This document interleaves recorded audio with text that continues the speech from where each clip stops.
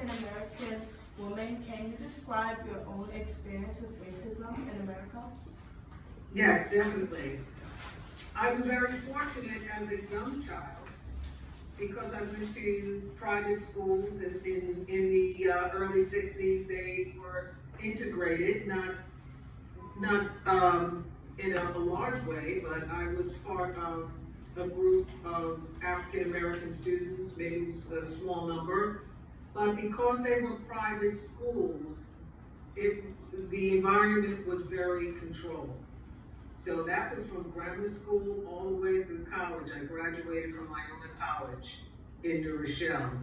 But when I hit the workforce, that's when I understood what being Black in America was. Because when you go into the workforce, it's, there are certain groups of people that are favored.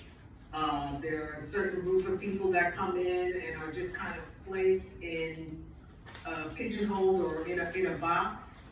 And in the early 80s, it wasn't as fluid for women to come in and look for and become executives. It was more rare than the norm. So I got to see that there was a system in place that kind of literally put me in a place, and for me to define myself and to really break out and create the career, because I ended up in the radio industry on the business side in sales, which was not very welcoming to African American women. I needed to do the work and learn the business. So I came in as a secretary. I learned how radio was bought and sold. I worked at an advertising agency and got the experience of being the one giving salespersons orders for their media outlets.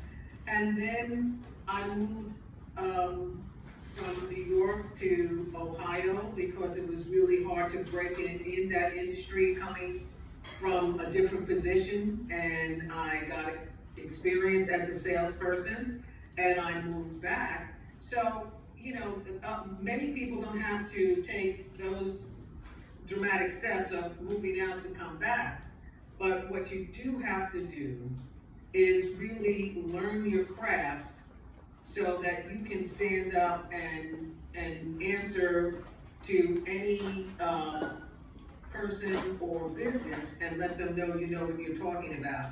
And you have to be very determined that if you want a certain position and if it's not happening at that organization, to continue to move forward and find it. And don't take it personally when things don't work out the first, second, third, or fourth time, or however.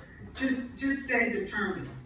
Because if you understand that there is a racial system in place, then you have to just continue to move until you find that right spot for you. And there always is that right spot for you. So it's the system, it's not you. And just continue and be persistent.